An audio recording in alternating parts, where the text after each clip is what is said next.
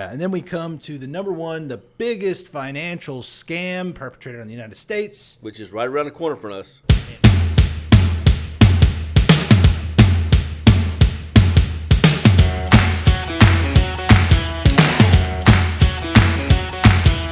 Welcome to the closing table with the Money Guys, Sidney Young and Jared Parrish. This episode is being brought to you by Allura Financial, AlluraFinancial.com, your source for real estate investment funding. Now, presenting the Money Guys. Hey, good Tuesday afternoon to you. This is Sidney Young And Jared Parrish. We are the Money Guys because we got your money. Hey, all right. This episode is brought to you by AlluraFinancial.com. Hey, man, we're broadcasting live from downtown Houston, Texas. It's freaking summertime, man. What happened to the coldness we had? I know, what the hell? We went through cold, hot. I know. What was it now? It's like 80 degrees outside? It's 80. Man, I went out there and started sweating. No bueno, man. You know, no taco, man. No taco bueno. Shit, you know. Down in Houston now, of course, for you people in Colorado, New York, when it's like 30 degrees every day, you go, guys, shut up. We don't want to hear your crap. Yeah, and we got Turkey Day right around the corner. I mean, it's still 3 weeks away. Most places, Turkey Day's coming up. Everyone's wearing their coats. Everyone's, seeing the leaves change. And let me tell you what we do in Turkey Day in Houston, Texas. We turn the air conditioner down to 40 and crank up the fireplace. Right. Yeah. See, it's that time of year where our light bill goes up. Yeah. You see? Speaking of Thanksgiving, man, this year is going to be a little different. I am frying a turkey for the first time. Really? I've done that. You be frying a turkey? Oh, yeah. I got to make sure that my cat don't jump in the fryer. Makes sense. Could be a problem. I mean, you also have to make sure that you don't throw your cat in the fryer. I love Fluffy. I think some of us have been wanted to do that. I love Fluffy. I would never do that. Full disclaimer, no animals were injured in the recording of this episode. No, it's going to be an interesting Thanksgiving this year. It's going to be a great one. We got a special, we always come up with different ideas because we want to talk about money, but we also want to talk about things that are life-related in money. Now, let me give I guess I was almost an attorney except for that law school thing and the college before that. And the background check. Other than that, I'd have been an attorney, okay? Right. So this is almost a legal disclaimer. We don't gloritize what we're going to talk about. We just talk about it. Huh? We don't gloritize? Gloritize. That's our actual word. We don't glorify. We don't glorify or gloritize. Because once you glorify it, it becomes a solid noun of a gloritize. Man, you learn something new every day, see? Boys and girls. So we're going to talk about something that's a little unique today. We're going to talk about people who you've seen in the news, you've seen all over the world, because there's a little bit of curiosity when you see these things. Mm-hmm. And I'll get to what we're talking about here in a minute. There's a little bit of curiosity when you read and see these movies or these news stories. Go, where did they go wrong? Did they have these intentions from the very beginning? Where could they have they had normal intentions to do things right? Well, it's kind of like we talked a few episodes back about the motivating money movies and how they typically started out with good intentions and then they went south because greed took a hold of them. They were like, how can we and then I think they get the point of no return where they realize they can't go back. We're talking about the money schemes out there, the Ponzi schemes, and we're going to talk about some of these that were huge. I personally think that they probably didn't have those intentions. I could be wrong. And they got to the point to where now they've schemed so much money, they know they can't pay it back, and they can't stop. Right. They get in so deep that there's no way out. There's no way out, yeah. And I guess some of them also kind of have the thought process of, well, if I'm going to be going to jail for this. But could you imagine you've stolen millions and millions of dollars from investors or whatever it is. You take your trip to the other side of the world. You're there with your beautiful wife, girlfriend, whatever it is, and people are looking at you like, wow, what's that guy do for a living? In the back of your mind, all this is temporary. Mm-hmm. Soon all that's going to go away because of what you did. Yep. That's got to be, that's the devil, man. How can you sleep with that? That's tough. Some people can. I couldn't. I couldn't either, man. That'd be insane. That's beyond Thunderdome for me. But, some of these people did not have a problem sleeping at all. No. And that's why they're either dead or in prison. Yeah, how could you sleep so softly on a pallet of cash? Let's talk about one that yes, let's talk about I'm a little slow. Woo! Let's talk about one of them that was. You man, it's only a few blocks from where our office is right here. Actually, that one's on our. We're talking about. So today we've got the top 5 biggest Ponzi schemes, money schemes in the financial world. The top 5. Now, every one of them are over $1 billion. And like I said, our office is right now is located just a couple blocks away from where one of them is, and that's Enron.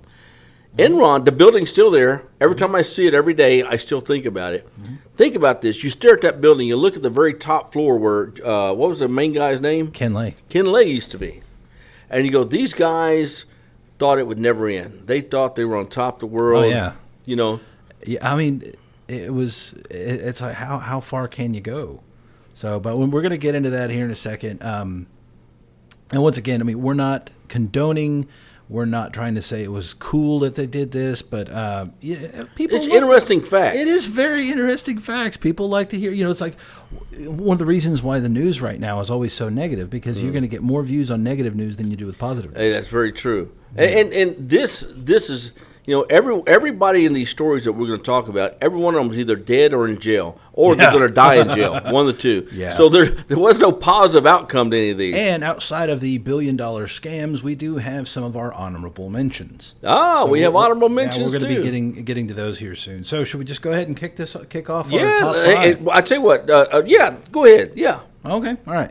So with our top 5 biggest $1 billion scams, starts with the Mutual Benefits Company back in 2004. Mutual Benefits Company. I never heard of that. All right, so now you're going to be learning some things today. Let me get my schooling cap on. What Mutual Benefits did is there's something called a viatical statement. Viagra. Now, well, this will get you hard too, but this will get you a hard time. So with a viatical statement, let's say, for instance, if you've got let's say $1 million life insurance policy, but you've got terminal cancer, you got 6 months to live, you can actually sell your policy to someone. They can continue making premiums, and you can negotiate a sale price for your policy. They're betting on me dying. Yes. Well, the insurance company's already. I mean, you're already placing a bet. Well, when it comes to life insurance, I mean, you're already placing a bet. But I mean, what they're doing is they're saying, okay, well, so this guy's going to die in the next 6 months. It's $1 million policy, and if I go ahead and give him $500,000 right now, I know in 6 months I'm going to get a full $1 million. So I double my money in 6 months. Don't seem like a bad deal. Now, doing that is actually legal, but what the Mutual Benefits Company did was wrong. What'd they do? So when you sell a policy, it goes on to what's called the secondary market, because there's a market for these things. Oh, okay. So what they did is they told all these people, this whole list of people are terminally ill and they're about to kick the bucket. They weren't. Oh. So they were fraudulently selling these policies on the secondary market to investors, and they were able to get away with, drumroll, $1 billion. No way. Yes, $1 billion. You are kidding me. Do you know how long ago was that one? That was in 2004 was when they got popped, and I think they got actually sentenced to so many decades in prison in 2014. Are you kidding me? No, massive. Now, I mean, we're talking, this is nationwide. Wow. That's now, pretty going big. back to it, now, a viatical statement, I mean, selling these insurance policies, if you've got someone that's terminally ill, this is common. Especially right now. I mean, if there's terminally ill people out there and you've never heard of this before, this is something to where you can cash out your life insurance policy, get some working money right now, whether it be terminal people, they either have a lot of medical bills, they need treatment money, maybe they want to take that life's last vacation, maybe they want to set their family up, do something like that. If you need money, I mean, you can do that. That's legal, but the way they did it was wrong. I mean, not cool. It's just, I'm blown away by how they went about doing it. Example, see John Garr in the back? We could put a policy on him. Now, see, on a viatical statement, terminally ill means you're going to die in the next 24 months. That's 2 years. So if you think about it, they had 2 years to keep selling all these different policies to investors before they got popped. Wow. That I'd never heard of that one. That's interesting. That was a pretty crazy one. So next one on the list. So we're going to go from the smallest to the biggest. Next one on the list is BitConnect. You ever heard of BitConnect? I've never heard of them. Never heard of BitConnect. Where does this come from? Hey, Google's a magical place. BitConnect. BitConnect. So what they did was they basically set up their fictitious cryptocurrency like Bitcoin. Yeah. And they had all of these investors, thousands and thousands of investors, basically trading Bitcoin for BCC, which was BitConnect's cryptocurrency. Did it have any value? There was a value because it was on the market. I mean, it was publicly traded for a while. So it was on the market, so it was quasi-legitimate. Was it legal or not?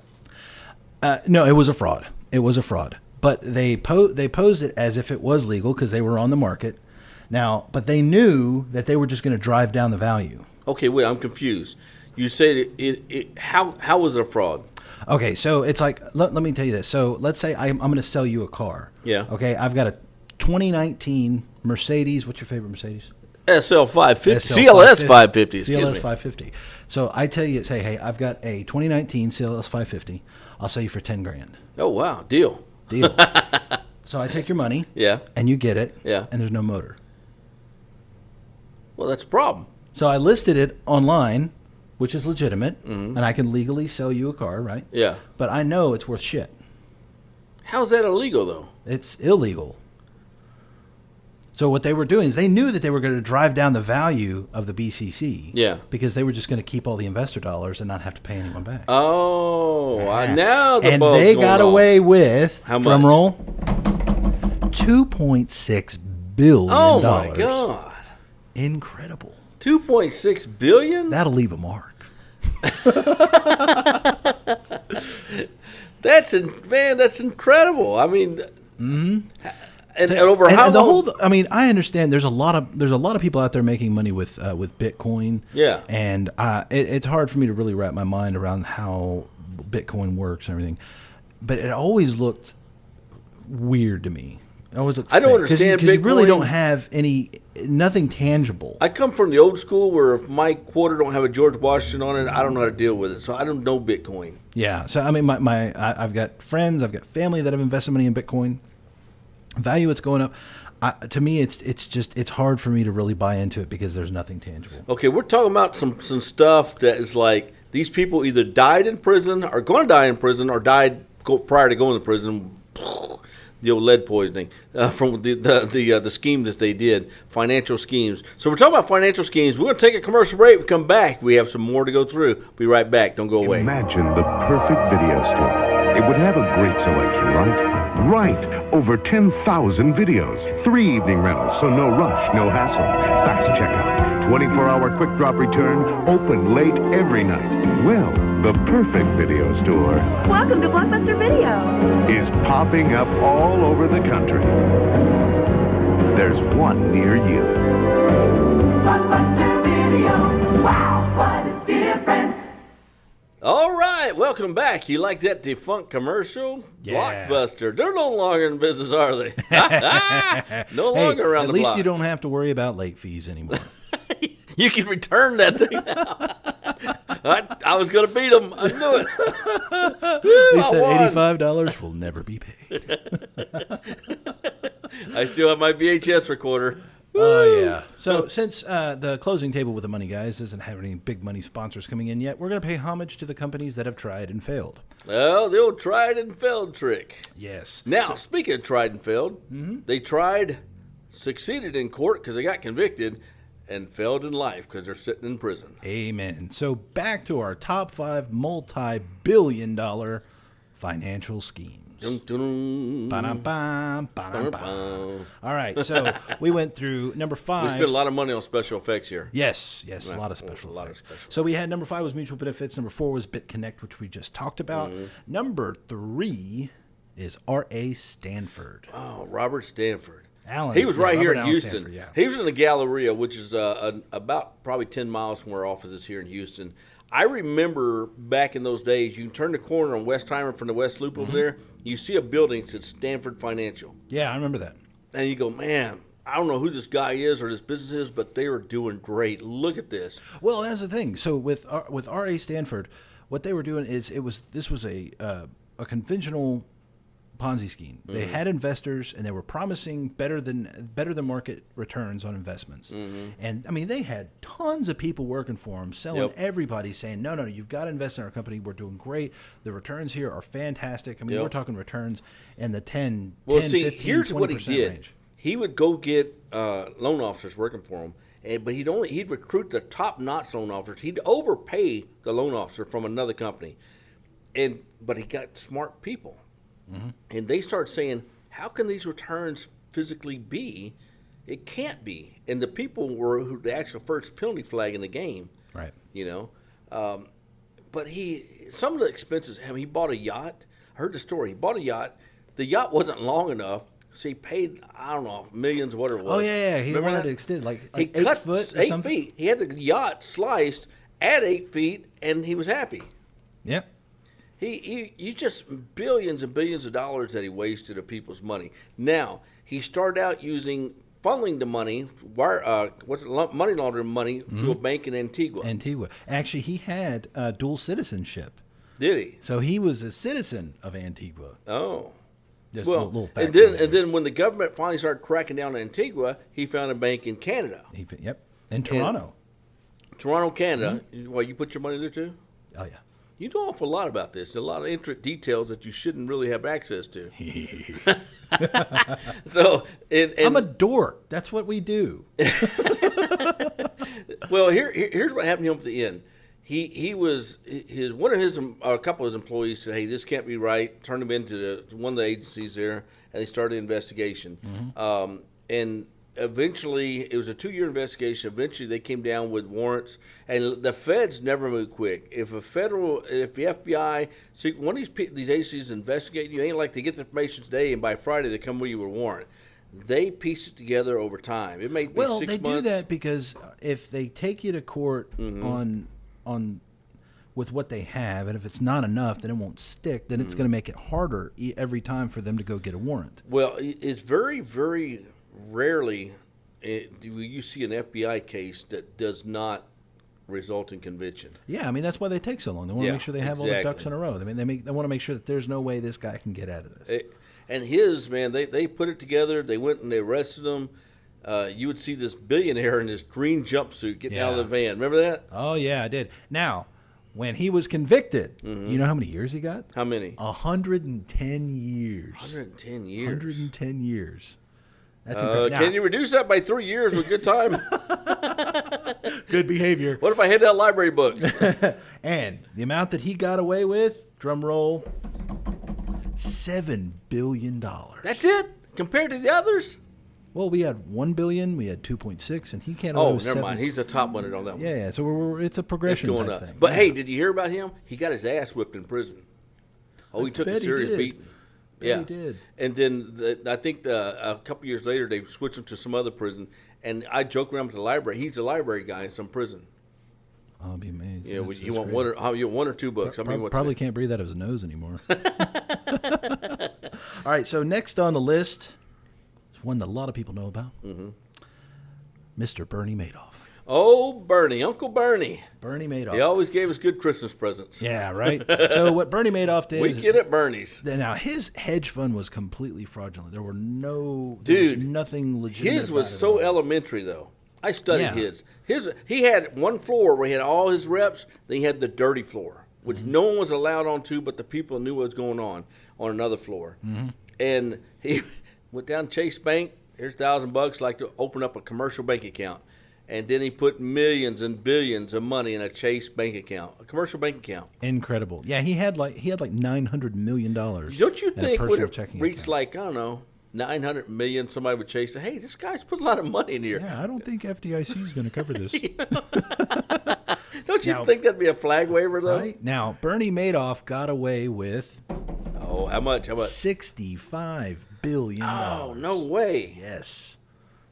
Yes. You know, his son didn't kill himself. One of his sons did, committed suicide. I'll be. His wife changed her name and moved on. I don't know what she does, but they lost 65. I can't even imagine that. I mean, that's the net worth. Well, at one point, I think it's probably more than that now. But Bill Gates was worth $60 billion. Wow. And now we've got Bezos that's worth over 100. Oh yeah, look at this COVID thing. That's the best thing ever happened to old Jeffrey. Yeah, Mr. Bezos. Yeah, he's cleaning house. Hell. I mean, his ex-wife probably got $60 billion in the divorce. Oh my God. Yeah, and then we come to the number one, the biggest financial scam perpetrated in the United States, Which is right around the corner from us. Enron. Enron. Dun, dun, dun. Yeah, so Enron. I mean, they had things so convoluted. They had money going this way, going that way. Now they were an energy company, so they were buying and selling energy. They screwed up a lot of things in California. They manipulated the power systems there. They did a lot of fraudulent shit. Man, that building, every time I see it, because I was working for the City of Houston back then as a police officer, and when they did the renovations there, I worked a traffic job out in front of there, and I'd look over there every day going, man, these people are just banking, man. Oh, yeah. I mean, we're talking secretaries. Now, this is 2000 is when they got popped and shut down. You know, at the time, your average secretary is probably going to make, 30, maybe 40,000 tops. How much? They were making $70,000 and $80,000. Like John back there. Right. And I'm telling you, there were so many red flags in this place, and they kept. Did you hear some of the stories what took place in their office? Oh, I know. Well, like one of the craziest things was they kept setting up subsidiary LLCs. Yeah. And then going and getting loans to help continue to finance everything. And with as big as the company was, and people didn't know what was going on, it's crazy. It was crazy. Enron, man. A lot of people here in the greater Houston area, well, worldwide actually, but there was a lot of investors here in the Houston area invested in because they were Houston, oil, gas, and everything else. Yeah. And out of there, Kenneth Lay, he was indicted, died of a heart attack. I personally think the guy committed suicide. Probably did. I bet he took. You got took that a one pill. guy that before indictment scene came down, drove out to Sugarland, which is the west part of Houston, and popped himself. Yep, you had that. And then you got Jeff Skilling, who went to prison for, 15 Well, years? him and his wife alternated. For the court worked a deal out with him and his wife, because his wife was involved in it too, where he went, his wife went to jail for 3 years. She took care of the child. His wife gets out, then he did his 3 years. Gotcha. And then you got Skilling, who did, I think, 6 years. That's what I was talking about. Oh, I'm talking about Andrew Fastow. Oh, Fastow. No. Jeff Skilling, I think he did 10 or 15 years, something like that. But he's out now. He's out now, and he's back in the investment game. Is he really? Yes. Back in the investment game. What do you mean? What are you talking about, Willis? I think he's out in I think it's Nevada. He's getting into the renewable energy stuff. It's crazy. I'm telling you. I guess if you're good at insane. it. It's insane. Amazing. Okay, Now- before we get to the next one, though, we got to take another defunct commercial break. Put the funk in the defunct. The defunct. Ba-dum-bum-bum. Okay, we'll be right back. Don't go away. 2, 3. Wrap it up. Wrap it up at Sam Goody. Over 10,000 gifts under $15. Wrap it up. The latest music from pop to jazz. Smash hit movies from children's favorites to thrilling adventures. Wrap it up. Blank tape and more. Wrap it up. Wrap up all your holiday shopping at Sam Goody. Goody got it. All right. Did you like that defunk in the funk? Goody got it. If Goody ain't got it, I don't know what to tell you. Yeah. All Where right. we at? So now we're going to get down to our honorable mentions. Our honorable All right. mentions, we've got some funny ones on here. So this is one that I thought was When pretty we say honorable mentions, what do you mean by that? So these are the people that didn't make the $1 billion mark. These were actually just Ponzi schemes that were out there that were just kind of funny. Okay, I got one right now. Uncle Jimmy, I loaned him $20 a long time ago. You better give my 20, Jimmy. So we've got the ant aphrodisiac. The what? So there's a guy in China that sold this particular serum. All right, told these farmers to spray these ants with this serum, and then take the ants and then grind them down into a pill. He was selling it to 80,000 pharmacies in China. Are you serious? Made $10 million. On grinding ants. Grinding ants. Another one was Lou Pearlman.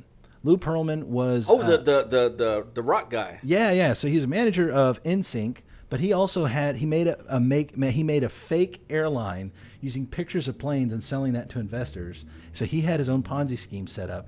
Then he got into the music world. I didn't know that. Yeah. Is he still alive? I don't believe. Oh no, I think he died. I think he died. So we've got those two. We're running out of time today, but we had God's Money. Who's that? So there was a pastor, Gary Gauthier, Oh, Gary. Had a Pastor G. Tampa Bay radio show. Yeah. And got 18,000, I believe, of the congregation to invest into his real estate. Trust me, God said it brings value. And that man got away with $6 million. Golly. So, like I said, and it was another one, Gerald Payne.